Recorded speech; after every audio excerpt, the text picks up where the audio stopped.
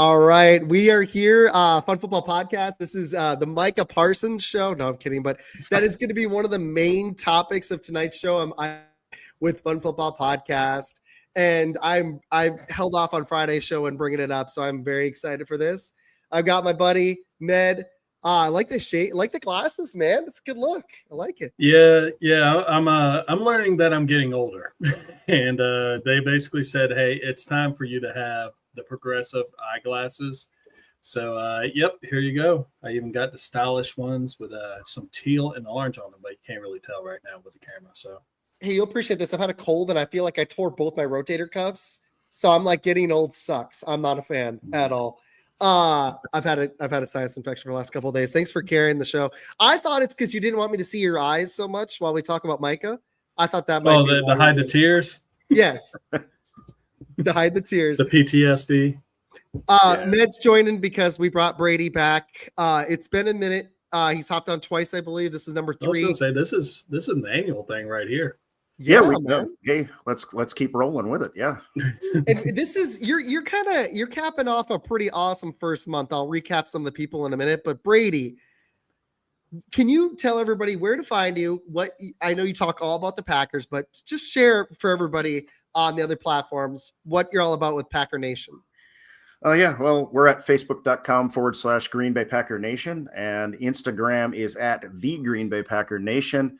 And we are talking Packers as we have as of next year.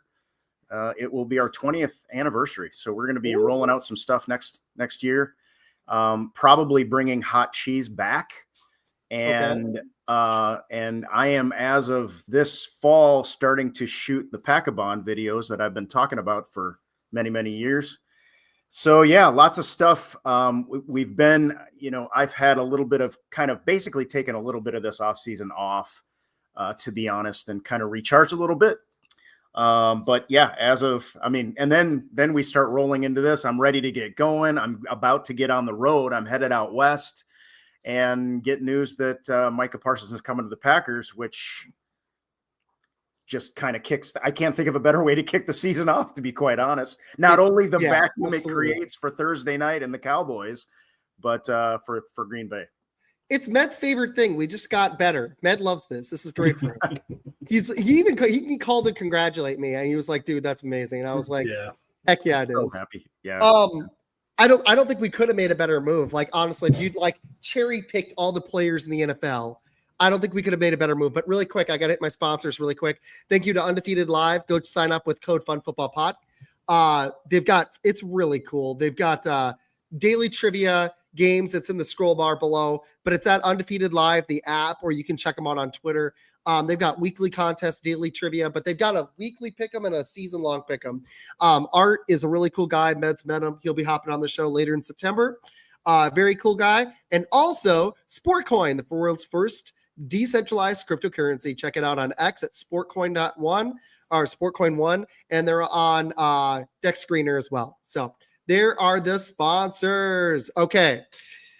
Well, I mean, I had a lot of ways I want to go with this, but I just almost had to say, I think Micah Parsons just got about 188 million sport coins. The funniest meme that my wife sent me was the I can't remember if it's Rush Hour 1 or 2, but it's a guy on TikTok, and I'm sure he's on Instagram too.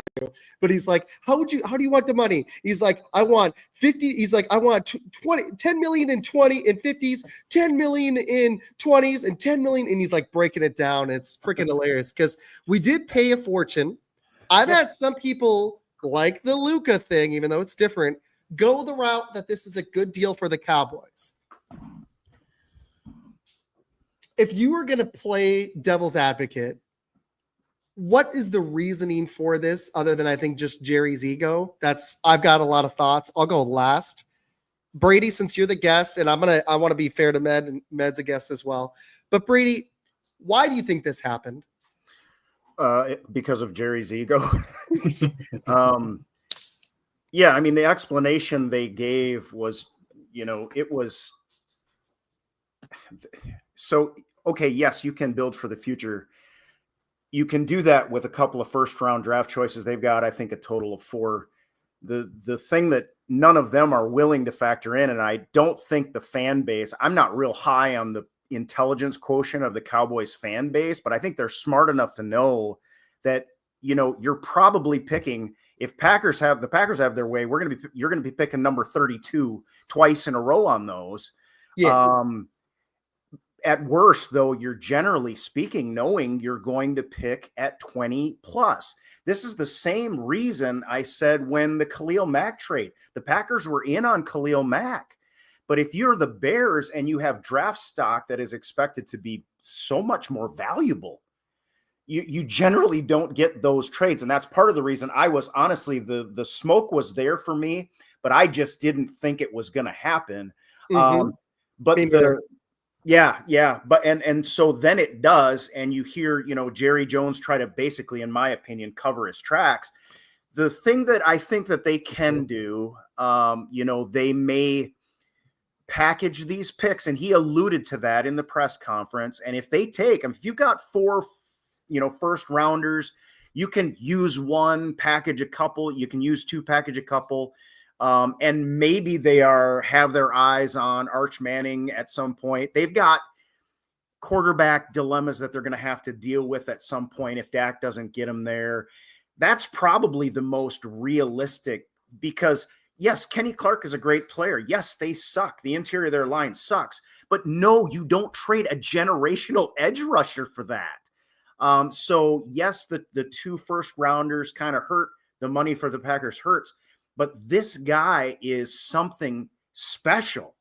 And the Green Bay Packers, for all the people that say we don't make these trades, I think we make the smart ones. Mm-hmm. And this guy is a smart trade. I can't remember a trade this big. I mean, they signed Reggie White, they signed Woodson. I don't remember a trade for a player of this value. Brett Favre was a first rounder. That's the closest thing. Yeah. And at the time, we didn't know Brett Favre was going to be this good. So exactly. At the time of the trade, this is probably the biggest trade maybe in the franchise history in terms of trades.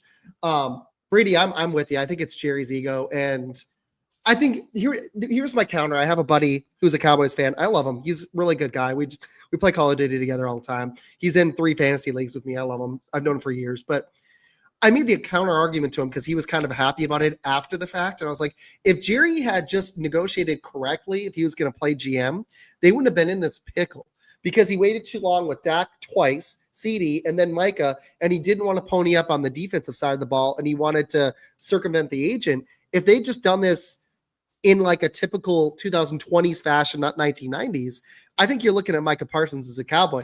Don't get me wrong. This is going to be a number 1 jersey soon, very soon. But I feel bad for Cowboys fans and Dallas fans in general, because they've had to deal with this twice this year. That's unprecedented, with Luka, and it made no sense, and then Micah, and it made no sense. I also, like, Ned, what worst case on the draft picks? What do you think? Like, even if the Packers had a plethora of injuries, missed the playoffs, they're probably, that pick is at worst like what, best like for the Cowboys 20, 18 if Jordan Love was hurt for the whole season. Like, well, I mean, you look at some of the simple facts. I mean, you look at how the team actually transformed last season. It's no longer really a passing team. Y'all ran 52.3% of the run y'all's plays last year on offense. So it's going to go through your running game, and you do have the running backs. You have a deep roster, and really and truthfully, y'all kind of doubled down on it with the addition with Banks on the offensive line. But as far as the pick goes, you're looking at, like, I agree with Brady 100%. I mean, you're looking at the lower third of the first round on both of those picks at the very worst, if not at the very bottom of the 32nd pick in the first round. This is the Khalil Mack, what it did for our defense back in 2016 when Khalil Mack came into the Chicago Bears. And it's just, this is like a coup. Mm-hmm. You're going to transform a defense that was already starting to get better as time went on, and you're going to elevate them from a good defense to an elite defense just basically overnight by just adding this guy. And what a nightmare it's going to be for opposing offensive coordinators to have to deal with the pass rush that is Micah Parsons and Rashard Gary. I mean, that's going to definitely opening up one-on-one matchups for both of those guys, not just them, but also Wyatt and your boy Nazir in the middle. Oh, I really like the Nazir pickup. Like Brady, I don't want to take up too much time on this show talking about Nazir Stackhouse. I don't know if he's even going to start for us, but I think that he has the potential to be pretty good. He was somebody me and Med both liked. But what this is going to do for the Packers defense, this trade, I'm not going to sit up here and say I'm expecting a Super Bowl this year, because when we signed Reggie White, Brady, you'll have to correct me. I was busy working earlier. It took us 3 seasons before we won. It was the 4th season we won the Super Bowl. We got Reggie White. We didn't instantly win the Super Bowl. We kept running into the Cowboys. Yep. Right. It was the Dallas again. Yeah. Yep. It was them back then. That's the last time they were legit. And it took us, what's up, Jason? It took us to that 4th year. I'm not expecting this to instantly transform our roster. We still got some other holes. We need to see if Devontae Wyatt and the other defensive tackle can pan. Our cornerback room is a little thin. Edgerrin Cooper, I mean, he's a 2nd-year player. He still needs to improve. But what it does for your defense when you have to focus on one guy that much, and you've got him Xavier McKinney in the back, that's pretty special. The guy I'm most excited for what it's going to do is Rashawn Gary, because now he can't get double teamed. He's going to have one-on-ones. So, okay, I need to pan this into a question. Which player do you think it's going to benefit the most on the defense, Micah Parsons' presence, once he's playing 100%? He's a little banged up right now. Well, I mean, it would be hard to argue against, Rashawn Gary, who, has shown flashes of dominance and has since college, part of the reason he was critiqued and basically people were a little down on him was quote unquote productivity, which generally speaking means sack count, period. And there wasn't really any in that evaluation understanding that teams from the time Rashawn Gary was in college, teams needed to pick him out, double him up, chip him, do the things they needed to do to take him out of the game, or they knew they wouldn't have much of a chance. And in the NFL, it seemed to be a lot of the same. And he's been hurt a little bit, but yeah, he's a guy that you do not want singled up. And you watch, this is where the big word for me for Micah Parsons is gravity. Is he is that wrinkle in time that he's that black hole that everything's going to want to have to fall into. And you watch him get faced up with an offensive lineman, chipped by a tight end, and then the guard makes a wrong decision just because it's Micah Parsons. And I got to make sure he doesn't kill us. And man, yeah, I mean, Rashawn Gary, I mean, there's you could literally say the entire defensive backfield too is going to be beneficial and benefiting in this too. Batted balls from either one of these guys, the disruption that could be caused on the back end is fodder for interceptions, which early in the season in particular, the Packers were incredibly good at. And these are game-changing plays that don't necessarily amount to sack counts. But then you've got a cat that is right up there with Reggie White with 12 sacks each of these first years. And I will say, I do expect the Packers defense to be transformed and absolutely dominant right out of the gate. I understand we've got to fill, Kenny Clark's spot role, but he was hurt last year. And man, we filled Jair Alexander's spot pretty okay too. We're in the 2nd year of this defense. And for my money right now, the thing that I am most excited about, and maybe I'm getting a little bit off topic, but it goes to Rashawn Gary. And especially since Parsons has just come into town, the sky's the limit with what we can do with him, but it is limited what we can do with him come Sunday and in the first couple of weeks. But all that to say, what did Hafley say that the goal of this defense was this year? He said, we want to be the best disguise defense in the National Football League. You add Micah Parsons to that picture, and that is scary as you know what. I can't say it on, your podcast, but that is scary. So So, yeah, I mean, there's a lot of folks that are going to benefit. And then you can talk about the guys that are going to get reps that have to step up for Kenny Clark, too. Devontae Wyatt is going to have to show that he is worth that first round draft choice. And like you mentioned, there's guys you like, there's guys the Packers like. I expect Carl Brooks to be in there, too. And, I'm thinking so. I don't know if it's going to be him or Wooden starting. It looks like Wooden, but we're going to find out. Yeah, or Wooden. And the thing is, week one, this is just the fact of the matter. Week one, they're going to have to be rotating in deep defensive tackles and still in the process of figuring it out. Detroit could very well take advantage of that at times. They've got a pretty solid 1-2 punch in Montgomery and Jahmyr Gibbs as well. So I don't expect things to go entirely smoothly the first week. But I do think that there are very few excuses for this Packers defense to be anything short of dominant after being top 10 in just about every category, 5 in some last year. This is all great news for Med. Med's loving all this. Okay. I want to not just to be fair to Med, and because I think it's kind of a fun discussion. Med, I want you to lead this one, okay? And Brady, that was a great breakdown. Wyatt is the other question mark for me, what it's going to do for him. I'm hoping that it also is transformative for Edgerrin Cooper because he was pretty solid as a blitzer as a rookie.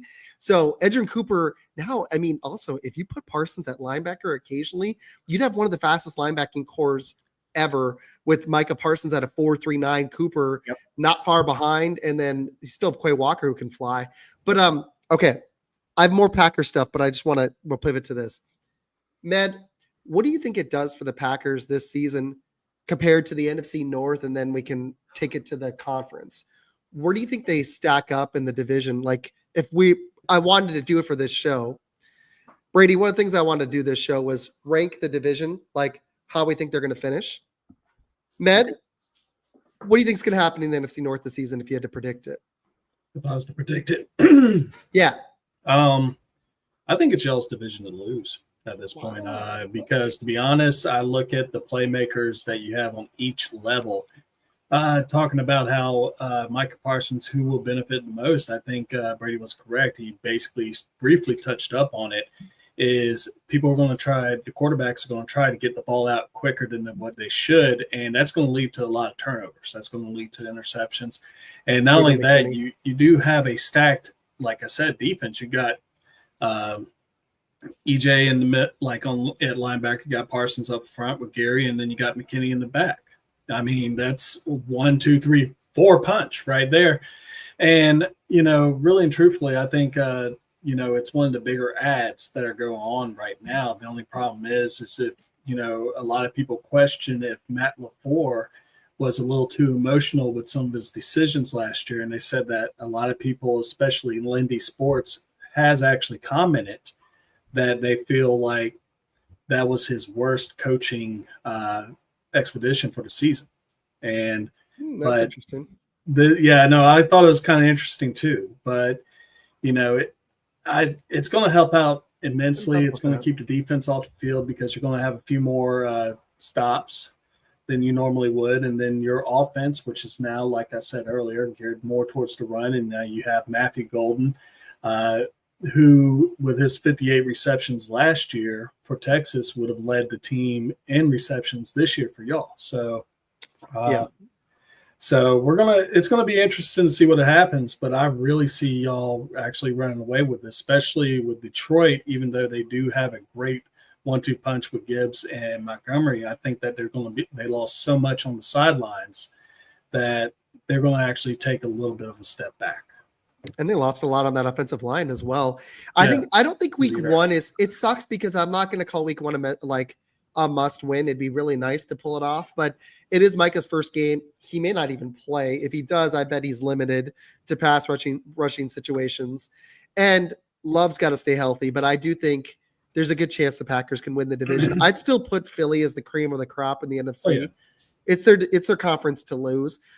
I don't trust Washington. I think it's Philly and then everybody else. And I think we're right there with Detroit, Washington, I think y'all, and Tampa, and maybe the Rams. As far as the conference is concerned, I can see y'all at 2 right now. This trade really did boost you up to from the 7-6 spot all the way up to 3-2.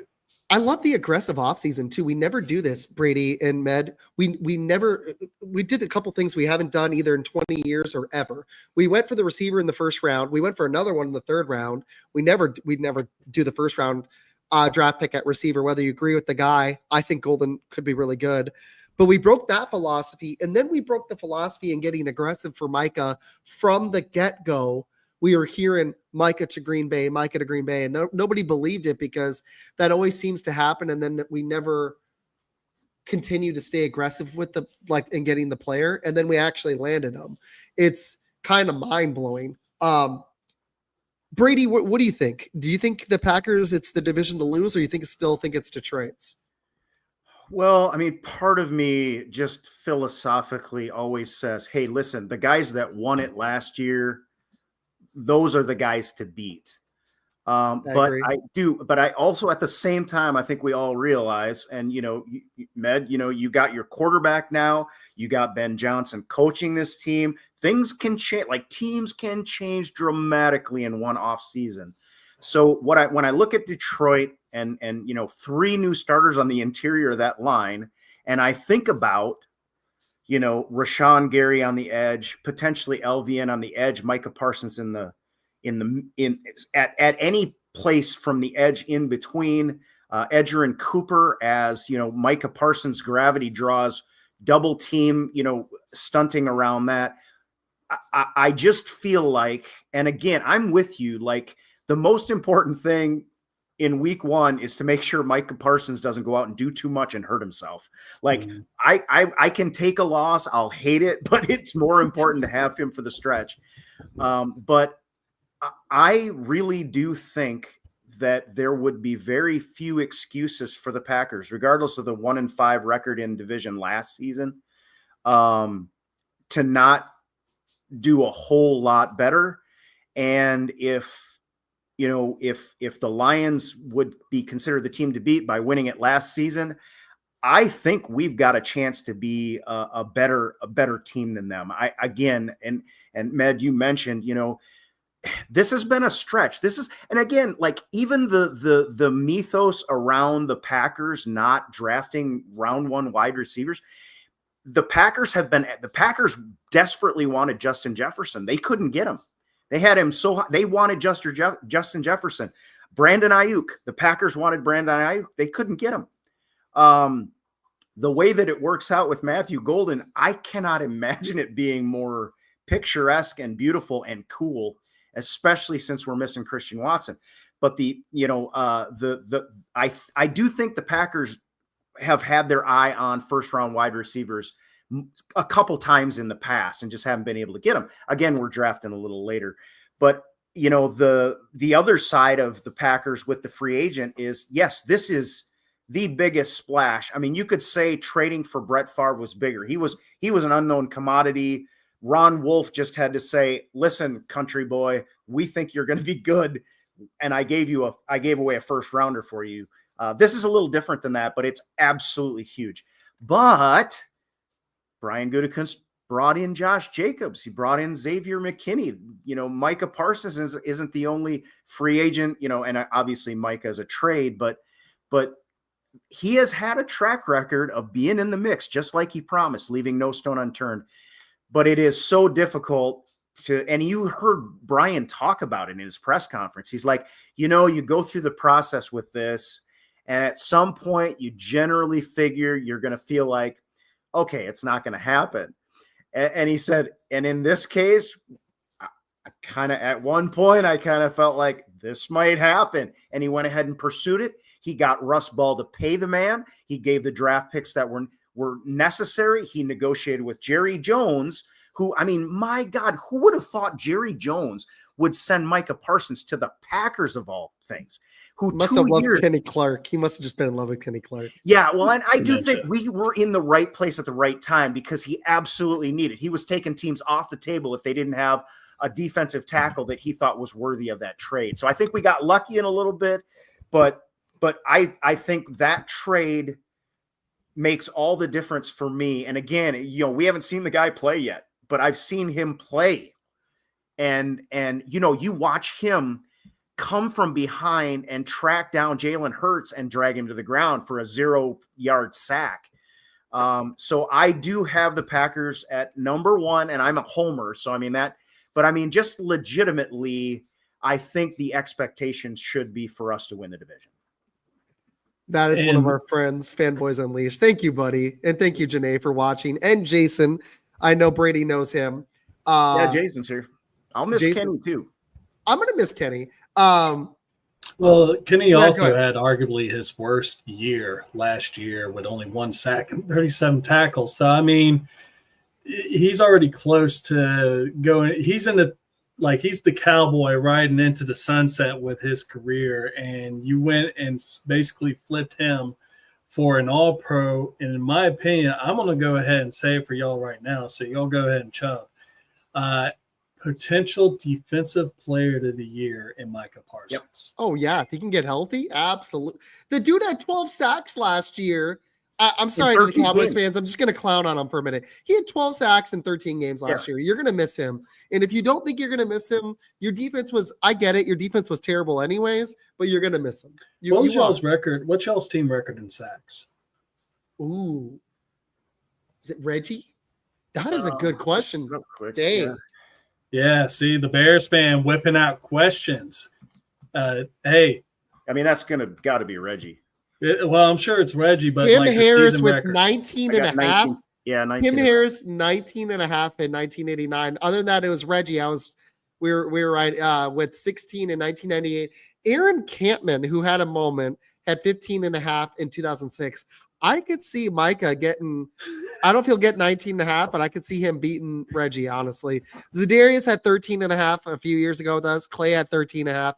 Ezra Johnson in 1983 had 14 and a half. And then KGB had 13 and a half a couple times too. Did you see the graphic? And there were 4 guys, I think, that had 50-plus sacks in their first 4 years. Mm-hmm. And of course, Micah Parsons is that. And of course, so is Reggie White. Reggie White had 70. Reggie White was 20 sacks ahead of all. It was so Reggie as good as he was with Green Bay, that Reggie White with Philly was like on a Lawrence Taylor level. It was just ridiculous. And think about what he would have been able to do if they actually included his USFL stats. Oh my word. How many would he have? 220, 230? Yeah. Bruce Smith would not be the leader. So, right. And Bruce Smith's amazing. 200 sacks is ridiculous. It's Bruce Smith. But Reggie would be the number one. And Lawrence Taylor, if he lasted longer, and Deacon Jones was the other one too. But yeah, I think Micah, the thing with him that's special is the speed, man. And people I love after these trades, they wouldn't say this stuff before, but they're like, he's not great against the run. Well, that might be slightly true. He's a little undersized, but he also had 20 tackles for a loss as a rookie. Still had 12 in 13 games last year. Still had 2 forced fumbles last year. The dude is a game breaker.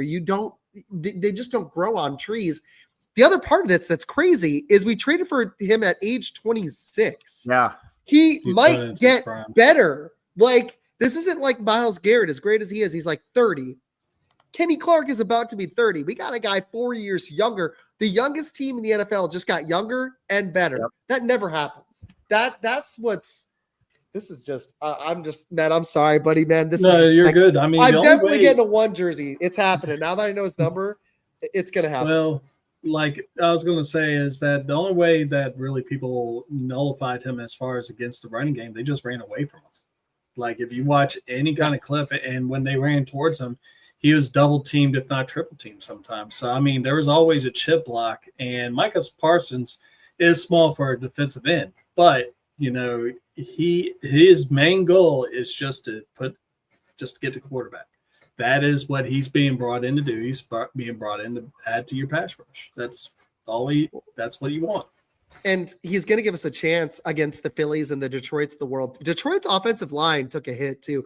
I know they're getting all these guys back on defense, and I like the Isaac Tesla pickup for him, and Jameson was great. They've got all the weapons, but that offensive line that was their identity is depleted, and they lost both coordinators. There's no way, I would be absolutely shocked if Detroit managed to win 15 games again. They're going to come down. It's just going to happen.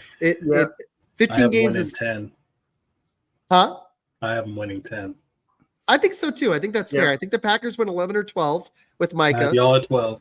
I think the Bears could squeak in with 9 if Caleb. Have them at 9. It just depends how long it takes Caleb. You're naming all the numbers. Let's do the Bears for a minute, Brady. If you're good with this, yeah. Let's all take a quick round. For me on the Bears, the biggest, and it's obvious, it just is how long it takes Ben Johnson for his for him to click with Caleb. Like if Caleb, I need to see if the dude can process the field. It's a similar thing with Jordan Love, but there was a lot of mistakes as a rookie, which are going to happen. But if the dude is going to end up being that guy for the Bears, it's how long he's going to take to understand Ben Johnson's system, because they've got all the talent. The offensive line is there. Swift is solid. He's not like a game breaker, but all the toys they got on offense. I question, Matt, I don't know if you feel the same way. How do you feel about y'all's defense?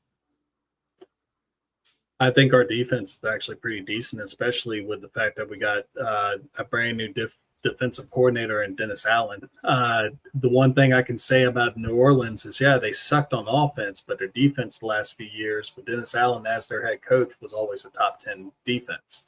So bringing him into the mix and him having his stamp on that defense is going to actually increase it. We do have one of the better secondaries in the league.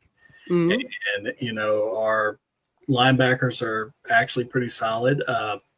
Front line, I wish that we would have got another pass rusher opposite of Sweat, but, maybe next year. Maybe next year's draft, we'll get that. And I understood your pain until about a few days ago. Yeah, no, it's unreal. But it's kind of like you're sitting here and we finally won one against y'all. You got to just relish that because they may not have got to because enjoy that. It's going to be tough, but yeah, as far as Caleb Williams is concerned, he struggled a little bit. But you look at who his head coach was. It was a defensive-minded guy. He's arguably probably one of the worst coaches in NFL history. Like I had the term used, flused. We've been flused. And, it's just one of those deals. He still threw for 20 touchdowns, 6 interceptions, and over 3,500 yards with a crummy coach. Mm-hmm. And, I just think that it depends on how long it takes Ben Johnson's system to sink into him, but usually it takes about 2 years, so that's how I think people be a little patient, not just expect Caleb to fully blossom this year. It's kind of like Love. You just want to see a little bit more consistency and see the potential, which you saw a little bit of first year. People need to be a little more patient. Brady, what do you think? How do you think the division stacks, and what do you think of we already talked about that, but what do you think of the Bears this year? Yeah. I immediately, what came to my mind was exactly what you said was, how I think the Bears made a really smart move. I don't think there's any guarantee that, because he was a great offensive coordinator, it's going to be a great head coach, but I thought that was a really sharp move. Yes, and, I had defended Caleb as much as I hate to do it and hate to say it even more, maybe, I don't know, but they're, Packer Nation, we're always, the Bears suck and, this and that. And I'm like, wait a minute, this kid can play. And so, yeah, I think he's in a really good spot in that regard. So to answer your question, though, for me, and I don't know the answer to this question, so I'll defer to Med, but, the Packers have been good for a long time. They're able to get their quarterback. But the other thing that they're able to do is, regardless of round, they're able to build offensive lines that are either very, very good or dominant, especially in the passing game.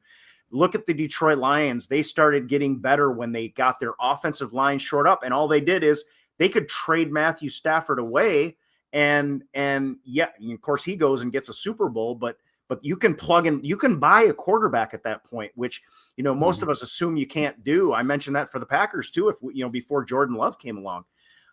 But my thing would be, I guess, then is if the Bears have found a way to protect that kid, I think he's a dangerous player. I still think against Green Bay now with Micah Parsons, I think that might be a pretty rough day for him. But it sure is a learning experience. And, the kid even the first game against, he marched the ball right down the field. He's got the right mentality. He's got the physical tools. He, at times, from my opinion, which, I'm really outside looking in as far as that goes, but obviously, he made these rookie mistakes. Who doesn't? Jordan Love did too. But if they can protect him, they're gonna win games. Yeah, with that offense and like you say, a solid defense. Can you imagine? I mean, imagine you take Caleb Williams and the Bears and plunk them down into another, like the NFC South or something. Look at the across the board, the defensive backfields are formidable in this division. The pass rush is there. That's where, like, Green Bay, we're feeling like we finally got a leg up because we're looking at Rashawn Gary. We drafted him number 12, and Aiden Hutchinson's over here. We're going, dang, that dude's a freaking phenom, So for me, it's if they can protect Caleb Williams, then their defense, I would suspect, would keep them in plenty of games. I think so too. I think I was curious because I think the Bears have some holes, but they've got some serious ballers on multiple levels of the defense. I like Jalen Johnson. I was shocked he didn't make the NFL top 100, but you got Montez Sweat as well. The linebackers are solid. I think the defense, it's really going to come down to how well Ben Johnson can coach overall, but I think just not having Eberflus is going to be impressive. We talked about Rashawn Gary. Okay. So the other team I want to talk mostly Packers, but I want to be fair to Med because I know he's not a Packers fan. But what are y'all expecting from the Vikings this year? Since we're on the NFC North. I've got a big JJ McCarthy question. Like, it doesn't start easy either. I mean, like, he has got weapons, but Jordan Addison is suspended for 3 games, so they had to go back and get Thielen, who can still play, even though he's getting up there. I don't know. I feel like they're going to be one of the biggest regression teams in the NFL, coming down from 14 wins with JJ. I'm thinking like 8, 9. Maybe they can get to 9 and 8 if JJ is great, but it's going to take a minute, like it's going to with Caleb. But this dude hasn't played an NFL snap. It rarely comes easy. He still has Justin Jefferson and Hawkinson, Aaron Jones, and a pretty good defense. But I love O'Connell, but I just think they may finish last in the division. Brady, what are you thinking on this one? I would not be one bit surprised if the Vikings don't finish last. At the same time, I wouldn't be surprised if they don't vie for, if McCarthy plays really well. I think their coaching staff that they got in, I hate to say it, but they're really good. They've been able to kind of caught lightning in a bottle last year. So I would expect some drop off and then did JJ come off an ACL too? Yep. ACL tear last August. Yeah. That might take some time. And is it Bears Vikings week 1 for you guys, Med? It is. Yeah. I would not. I mean, boy, I wouldn't be one bit surprised if the Bears don't start 1-0. That's what I'm thinking too. Yeah. Because you've got, the Vikings are going to have to, Aaron Jones is going to have to carry that team for a little bit, I think, because I think so too. And maybe TJ Hawkinson comes in quite a bit. I don't know that the Justin Jefferson connection will be there right away. Once it is, though, or if it, comes right away, that team can be dangerous too. There's not a whole lot of reason for me to think that they're going to take a step back other than they got a rookie quarterback. That's usually a tough road to hoe. And you look at the rest of the NFC North, and it looks even worse for him. Now Micah Parsons comes into the division, and if I was going to call it right now, it wouldn't surprise me one bit. I'd probably say, Packers, Lions, Bears, Vikings. That's what I'm thinking too. And I'm thinking there's a chance that all 4 make the playoffs. I doubt it. Yeah, Vikings, Bears are Monday night. There's a lot of bad matchups on Sunday morning, but you get Bills, Ravens Sunday night. You get I think the Bears, Vikings is going to be pretty good Monday night. Thursday night, Cowboys, Eagles won't be a good game, but it'll be fun, hopefully. The Eagles might win by 25, who knows. But you got Chiefs, Chargers on Friday night too. There's some good matchups this weekend. That's in Brazil. It's a Brazil game. I think if JJ can get it going, there's a chance you got all 4 teams at 9 and 8 or higher, and there's a possibility you get 3 wild cards out of the NFC North. I'm going to be curious how it happens. Sorry, buddy, Peter. It's not going to happen. I don't see it. I've had some people tell me the Packers are still going to miss the playoffs, and I'm keeping receipts this year. I want the Packers not making the playoffs. I want to see that because even Med can admit it. It's not going to happen. So, what's y'all's? We could pivot to some other teams. I'm cool. Like we could do the Bears again, or some. I got some other questions about them, but I do have some information on the Minnesota. So, I mean, I think what they're going to do is they're actually going to lean on that running game. I mean, they went out and got Jordan Mason from San Francisco. They went and signed Ryan Kelly and Will Fries from the Colts, which was a big reason why they were number 8 in rushing last year. Mm-hmm. I think they're going to really lean on their running game more than anything and really help out their offense and their defense. I mean, they got Jonathan Allen and Javon Hargrove. I mean, those are 2 really good defensive tackles that they're trying to shore up on. And last year, I mean, I know a lot of Viking fans are like, "Oh yeah, we're real close. We're about to do it and everything like that." Skull, but you had a lot of teams make comebacks on you. And it's got to hurt a little bit. I mean, 5 of your wins were against the AFC, but we played the AFC South. Everyone was beating them. And, this year you're playing the AFC North. So, which is interesting because I'm curious how good the AFC North is actually going to be this year. The Bengals don't have the second best division behind ours. I believe in the Ravens. What other team do you really buy in that division, though? Like, I'm not saying that they're all scrubs. I like the Bengals. Yeah, I like the Bengals offense. I like the Bengals offense. I don't like their offensive line, but Burrow. The reports are that Burrow is he's smoking it right now. He's so. At the end of last season, name a quarterback like that dude could will his team to victory last year. Yeah, but they'll finish around 9 wins. They just have one of the worst defenses in the league. If that defense improves, the Bengals could be scary. I just don't buy that. Yeah, they kept him. I thought that's the guy we would go after. Actually, that's what's funny. We got the younger guy. I don't buy the Steelers with Rodgers and the Browns. I mean, we could talk about the Browns. So it's going to be a solid division. You might get 2 playoff teams out of it. I just don't. I think it's for me. I'm biased. I just don't see a 40, almost 2-year-old Aaron Rodgers doing very well. He doesn't look like he can move much anymore. We'll see. That could be interesting. But what do you guys think the Packers' biggest question mark or weakness is moving into the season that you need to see? Matt, you want to start this one? Is it Jordan Love? Is it the receivers that dropped the ball a million times last year? 33 times.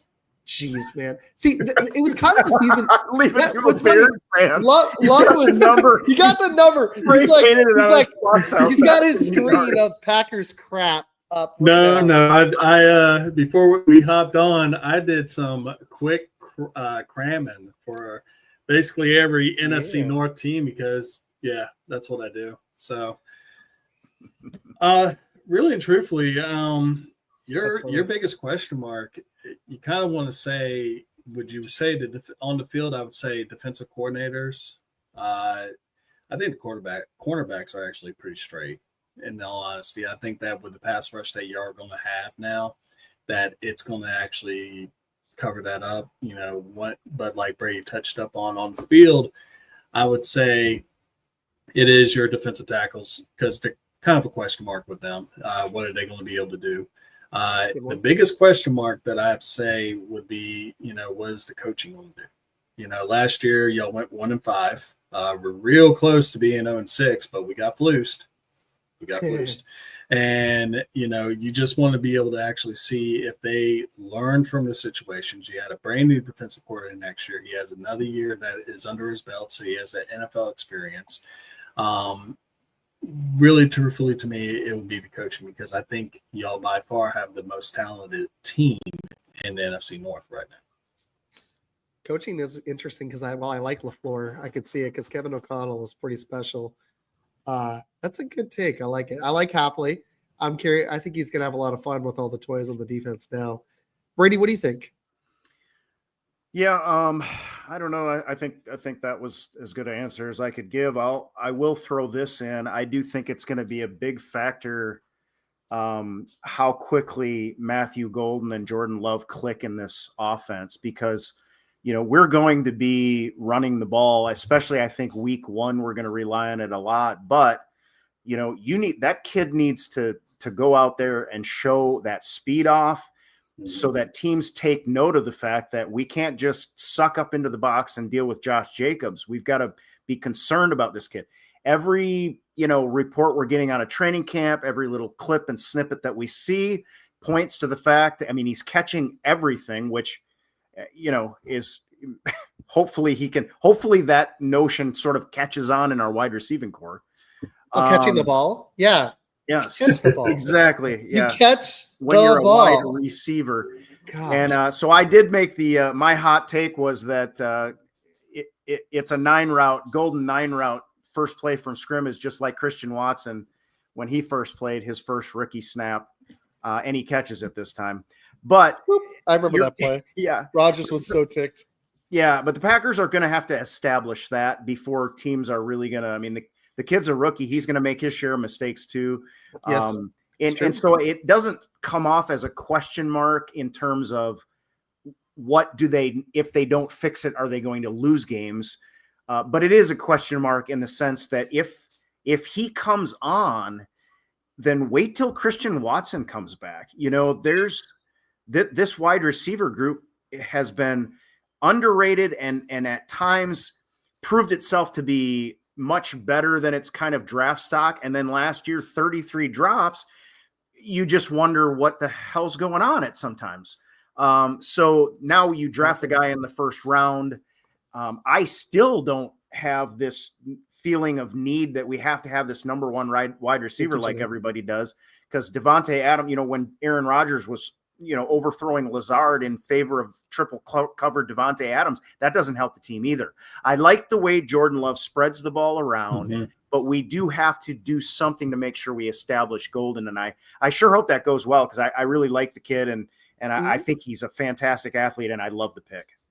Well, you also need to have a guy that gets that. It's not about a number 1. It sort of is, but it's more about a guy that you can go to in clutch situations. Like the Philadelphia Eagles still had that AJ Brown, and I love Devonta Smith. He can do that. Goddard, when healthy, is unique.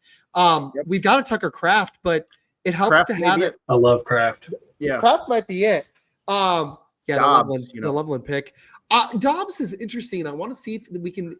It's just has been so many flashes, Brady, I think. And man, I'm sure you've seen this too, where we see it, we're like, 150 yards. This guy's he's like Jaden Reed in the opener last year. He had 2 or 3 games like that. Then I think his ankle was messed up, and it didn't seem like it felt like play calling as well. It felt like the training wheels were put back on when Jordan Love was banged up.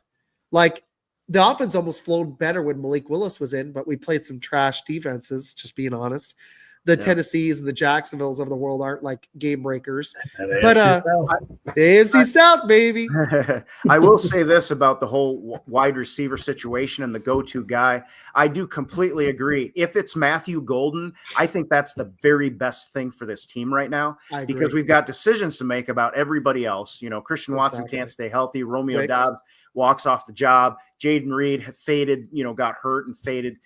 So I definitely think if that's Matthew Golden and he's catching everything, he certainly should have a chance to be that go-to guy, just like you described. I'm also curious about Savion Williams. Man, I don't know how much you've scouted this kid, but I want to see. He reminds me of Deontay Thornton a little bit from the Raiders, where it's game-breaking ability. I want to see if he can. The route tree is consistent, and he's breaks the mold of the other receivers. Like Med said, a lot of the guys we have are the same size. Now, the good thing about Golden is he's a lot faster than the rest of them. But I don't think he's faster than your number 1 receiver, Cole Hardman. Oh, who's not even on the roster? Who we cut? That's hilarious. That was good. Well played. We actually cut him. He's not even on the team anymore. It's funny. He made the team. Yeah. He ain't on the team anymore? No, we cut him. He was on the last wow. Cuts. Yeah. And we also cut Isaiah I guess Simmons. I'll go ahead and bring down y'all's record prediction. No. Yeah, bring it down. 2 wins. I guess just wasn't cutting as a returner, which is what he was going to have to do. Yeah. But the Savion thing, though, the other thing I like about this Brady, is me and Med have talked about this, is he's bigger. He's a big target. Golden's on the shorter side. A lot of the receivers we have, other than Christian Watson, are about 6 feet. Savion gives us a different ingredient, a different, like, you're throwing some pepper, you're throwing some paprika, and you've got different ingredients to mix this in. Golden, I think, has the potential to, if he's going to take time. He started blossoming last year. The other guy I'm really watching is Savion. I want to see if he gets playing time. If all these other receivers are banged up and continuing to have errors, I think Savion gets on the field this year. Yeah, I think he may have a shot, Sunday. The thing about him, his body control is off the charts. And, the kid, is scoring touchdowns at quarterback. He's running. He can do it all, so then he gets labeled a gadget player. This is a guy that when he's off, it's mind boggling. But when he's on, he does some stuff, and he is acrobatic. His change of direction and his body control are off the charts. And in open space, I'd love to dump one off to him and just let him see what he can do with it. Yeah. He's very, very intriguing. This is where the coaching comes in with LaFleur, because there was question marks about that. I don't question his leadership abilities. I question his in-game situations and play calling at times. And I want to see how long it takes to get all these different weapons in tune, because that was the biggest thing last year. Is it felt like a machine other than the running game that wasn't firing on all cylinders. There were, receiver drops, love injuries. There was other factors, but Jason just threw a really good one in. How do you think Aaron Rodgers feels with the Packers drafted receiver in the first round and trade for Micah Parsons? I think you're going to see him week 8. I don't listen. Yeah, we're going to see him. Aaron, I got a message for Aaron. You've got nothing to complain about with Jordy Nelson, Randall Cobb, Devontae Adams. I don't give a rat's what round they came in. He had plenty of excellent wide receivers. Yeah. Yes, he did. He always had a number one. We haven't had a number one since Devontae left. That's the thing for Cowboys fans. I'm sorry. You lost Micah. You know how hard it's going to be to replace him? You're going to find out, because those 4 picks probably aren't going to produce a Micah. They just don't grow on trees. Devontae Adams don't grow on trees either. He was 30 when we let him go, and we've been missing him since. We just have, honestly. Our receivers have been. Yeah, he really has. He's. I feel happy for him that he finally found a solid team in the Rams.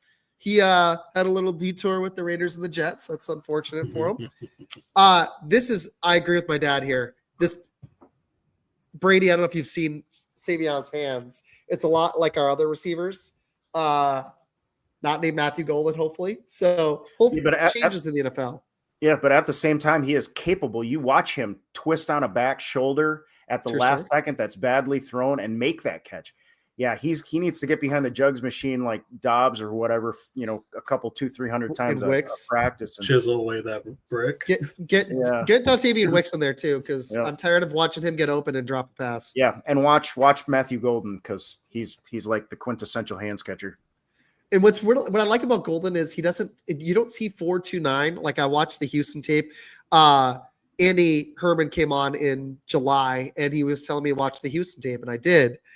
And what I really liked, by the way, you were right, Brady, it was an awesome show. But what I like about him is you don't see 4.29 consistently, but you do see him getting consistent separation, not just in highlight tape. He's always getting open, which is great for us because we already have guys that do that.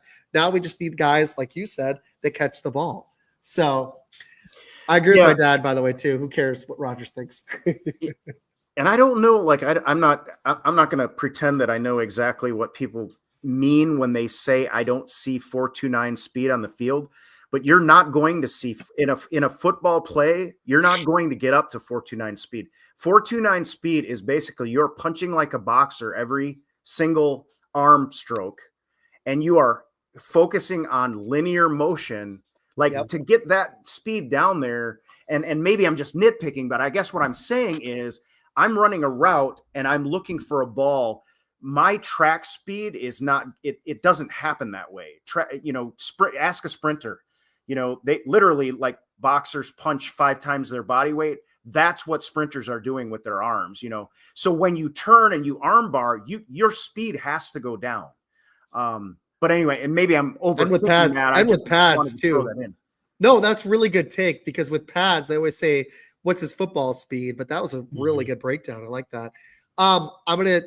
Med laughs at this. I have to do it every show. I have no bladder, but JC has a question for both y'all. I'll be right back it'll be quick. But what do you think about I can't last an hour anymore. I'm getting old. Hey, Med, Isaac's not going to be here for the next 30 seconds. I don't think we're answering this question. Well, Med, you can start it. Go ahead. What do you think about the Bears? I mean, I would say the best 3 moves that we did is we got Zach Ias that was signed on from, I believe, the Washington Commanders. Good slot guy and a big reason why Scott got let go. Tunney, who was brought in with a 4th-round pick from the Kansas City Chiefs, really does kind of balance out at least the guard situation. And, you know, I really do like the Luther Burden pick. I think he was severely underrated because of his quarterback issues that he had at Mizzou. I think he can be that guy, similar, not quite as fast as what Matthew Golden with that 4.29 40 is, but I think he will be able to actually do a lot of things for us. Hey, Brady, that was really funny. You're the first person to call me out on it. I love it. I'm glad you did. I call him out. You know what? You should. I drink one of these whole things. I mean, you should pee before you get on. I do. Yeah. Just pee in it. It's half empty, and then you won't drink anymore. You are swinging the door wide open when you leave the set, man. I was about to just go walking tall. You're right. People could say anything they want. That is a really good point. No one's ever done it because I've watched back over my shows or I listen to them. But that is so true. You could say anything you want. I will say you were pretty quick though. Oh, yeah. I try. Well, here's the thing. I try. He has the smallest bladder in the world. That's why. I have TBS. I call him the gerbil bladder. My dad's even watching. He's making fun of it. Isaac, you got to hold that. Me and my wife joke. I have TBS, but not the station. I have tiny bladder syndrome. Yeah. So your dad's actually asking a question. I think all 3 of us need to take a pop at this because I think we're going to have 3 different answers. This one? Yes. All right, I'm going to go first here really quick. What needs to happen is the receivers need to pan. There's a few I'm going to try to think about 3 big things. Love and Parsons have to stay healthy. The receivers that drop total needs to be half of what it was last year. And I need to see someone be the go-to guy in clutch situations. I don't care. I would prefer it be Golden, like Brady said. But I think that you have to, every team has that guy. The Chiefs had it with Travis Kelce. There's a reason that they didn't win the Super Bowl last year. Kelce is no longer, he might regain that this year, but he's no longer that elite weapon in go-to situations. You have to have that guy. And I think the last thing is we need to see if LaFleur, I hate to be like an ESPN segment here, but I need to see LaFleur win some playoff games. I want to see if he can bring it up a notch in the playoffs. Not just as a play caller, but as a leader. Like he's done pretty well in his tenure. I mean, it's 2-1. Brady, what's his winning percentage? Like he's 2-1, right? 67% as a head coach. I don't know off the top. In the regular season, he has a great winning percentage, but in regular season, he's Lombardi-esque. Yeah, he's Hall of Famer. I mean, if Matt LaFleur wins 1 Super Bowl, he is going 67, to be in the conversation. You know, even in the playoffs, if you add playoffs, and he's 70 and 38, but regular season, he's at 100 games, 67 and 33, so 67 win percent. That's freaking incredible. Yeah. But I need to start seeing it translating to postseason wins. It's really going to come. I think those are the 3 biggest things for me. Yeah. Am I next? Yep. Yeah. I think that's number 1. That's a fantastic question. And I'm going to stay away because it really is true that the health of these teams, that's why like 2 years ago when Jordan Love was playing so great, the second half of the season and Aaron Jones came back, I thought we could go the distance then. But I'm going to stay away from that as part of the answer, which makes it really, it's really difficult. If you're not throwing in the health of somebody, but I think number one for me, because the quarterback's the most important player in the sport. I think if we see more of second half of 2023, Jordan Love, whatever it was, and less of just those few decisions that were not right. And that goes to the playoff as well, Isaac, because I think we would have, there are games we could have won in the playoffs too. Absolutely. I think Jordan Love is going to make, a handful of decisions going up to a playoff potential run and in the playoffs that are either going to make or break our chances for a deep Super Bowl run. That's number one. Number two, this came to me just now and I love it. We got a kicker, and that is we're one of these games. We're going to get past somebody, just like Mason Crosby took us past the Dallas Cowboys in Arlington. That's, I think, going to be it generally isn't that important, but I think that might factor into us in a deep run in the playoffs and or Super Bowl. I mean, what was it? The San Francisco game where we, other than the interception, we were on our way back with just enough time to kick a field goal. And I forget if that was to tie it or to win it. So that's number two. This is such a great question. I could sit and talk about this for like an hour. I know it's good. My dad threw a good one in. So did that's a great one. So What's did Jason? Tom Valenti. Tom, great question, Tom. Number three, I'm gonna switch to the defense. Yeah, I wanted to leave some meat on the bone for you guys. Gosh, but I can't. Like, it's so okay. much, I'm not right? going to switch to the defense because I'm going to assume something, and this may very well prove to be wrong. Like one injury, who knows? But I'm going to assume if you've got Rashawn Gary and you've got Lucas Van Ness, who for all intents and purposes has improved and is healthy. I hope so. Was not last season. You've got Edger and Cooper, and you brought in Micah Parsons. You got Xavier McKinney on the back end. You got a couple of perimeter corners that can play the game, one that you brought in. I'm going to assume, like I said before, I see no excuse for this defense not to be dominant. Now, in the North, those offenses are great. All these offenses are great. So I'm going to switch back to the offensive side, and this is something I've been calling upon, and I just mentioned it we talked about even the Vikings. Their offensive line has improved, and now they are suddenly, even with a rookie quarterback, potentially a pretty decent team. The Lions built their offensive line. I think the Packers making the decision to make Elton Jenkins their center and to bring in the guys they brought, I think this offensive line could be, look at Detroit has 3 brand new starters. There is no promises in the interior of that offensive line. They asked Dan Campbell about it, and he said, I think they did great once they got a month in or whatever. I think they're doing great, but I think they also, what was the phrase he used? They also have a lot to learn. And then he has to turn around and say, and that's a good thing. No, it's not a good thing. It's a better thing if your offensive line before you start in week 1 has already learned the thing. Like, that's better all the time. So I do believe, and I've said this all along, Brian Gutekunst for 3 years in a row when he became our GM, drafted 3 offensive linemen every single year. He's brought in veterans just about every year. He brought in veterans this year. We've got guys that I think can make this offensive line honestly the best in the NFC North. And if you got Jordan Love making good decisions behind that and Josh Jacobs running the ball, I see no reason why we shouldn't, against any team, including the Philadelphia Eagles, whose defense put on a show in the Super Bowl last year, to be able, because they were playing the Chiefs. They weren't playing us. We already put up a relatively decent showing against them.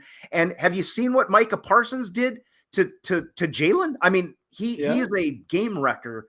Yes, so those would be the 3 things for me, is Jordan Love making those handful of decisions right rather than wrong, kicking that 1 or 2 field goals. Maybe it's 2 field goals for 6 that we force a 4 and out to lose the game because they can't kick a field goal to win it. And then that offensive line improving, I think, really are with the expectation on my part that this defense should be better.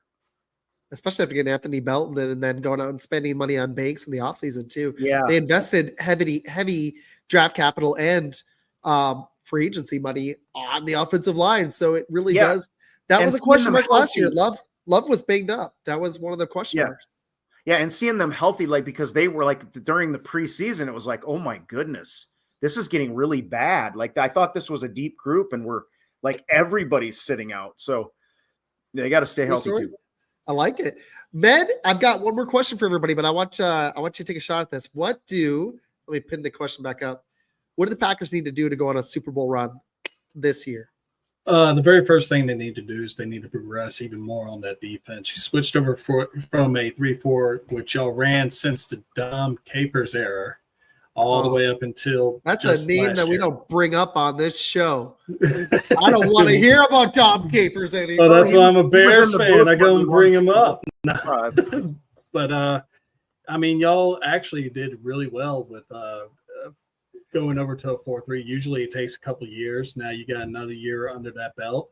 You should be able to progress. A lot of people expect Micah Parsons to be able to shoot out like Cannon, which he probably will. But also at the same time, he has to be able to learn y'all's system, and as well as the new players that y'all have brought in that are going to be taking up new roles.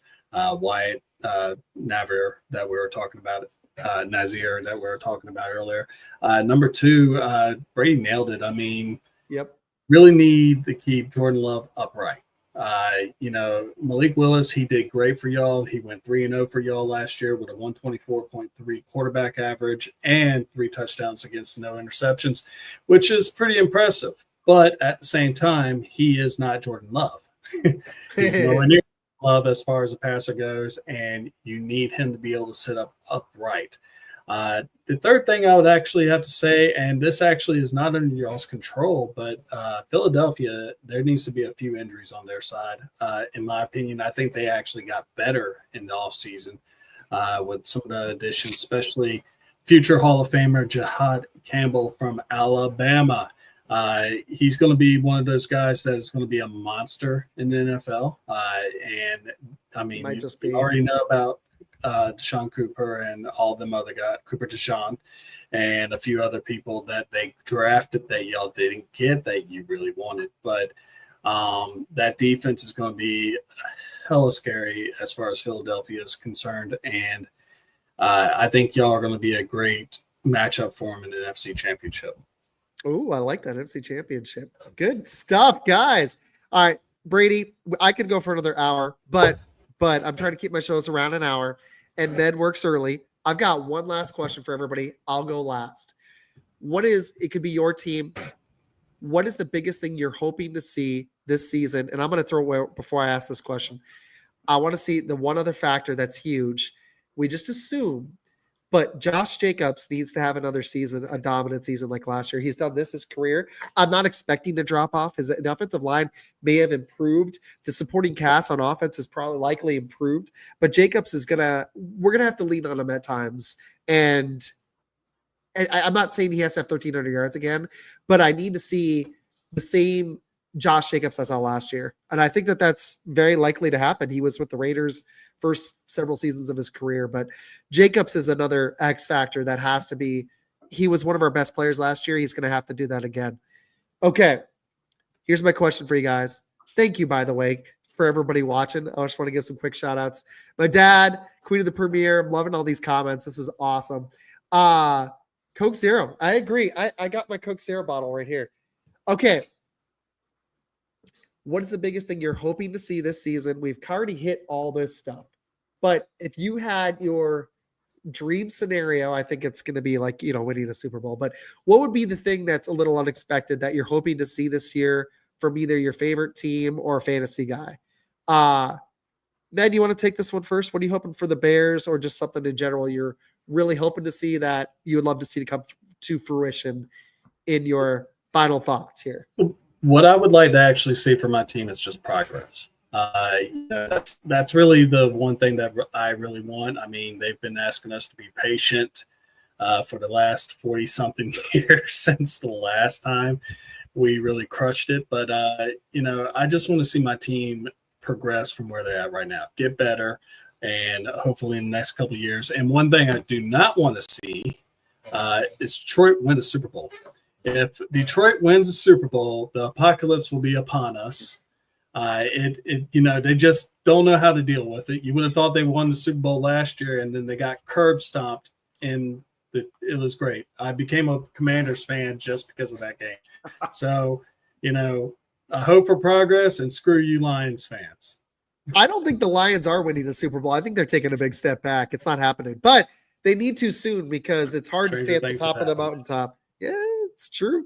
Staying healthy is a whole. I like it. It's funny, man, and your answer is kind of similar to mine. I just want to see progress. That's it. Like, I felt like even though we won 2 more games last year, I actually felt like in some ways we showed less progress than the year before. I felt like we kind of had stagnation. So I'd like to not see that. I want to see growth from – it's a broad answer, but I want to see growth from some of the young players on my team.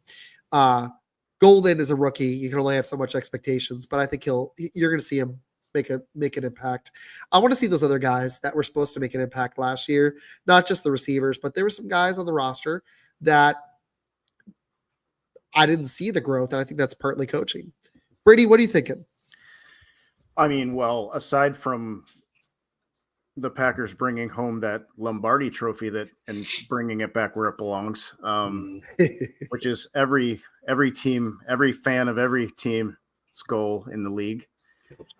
It is clear to me, if I had one, if there's one thing I'm looking for when you bring in a generational talent, I want to see the rising tide raise all boats.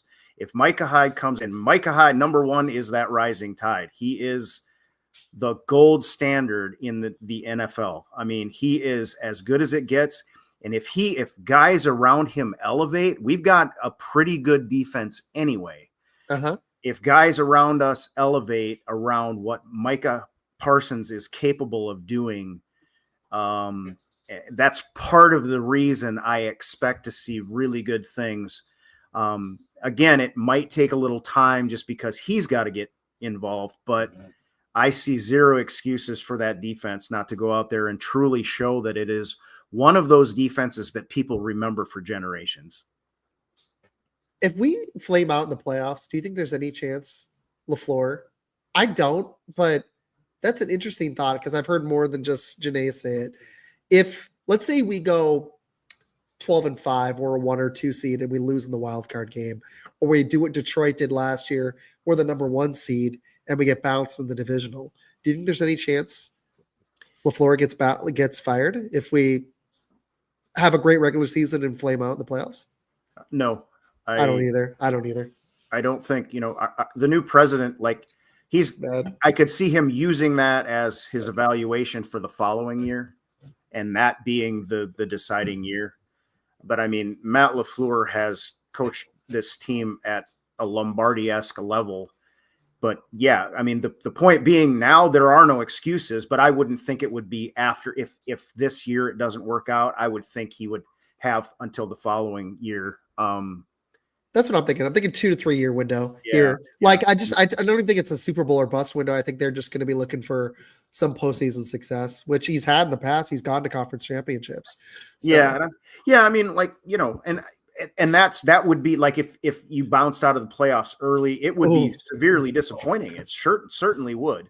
And it would be call for, hey, listen, this has to get better at this point. But we always need, and I keep reminding people this, just be careful what you wish for. The next guy could be Matt Eberflus for all we know. Just be careful. I would prefer to keep a LaFleur, even though I think there are a few coaches better. Like I really like Kevin O'Connell.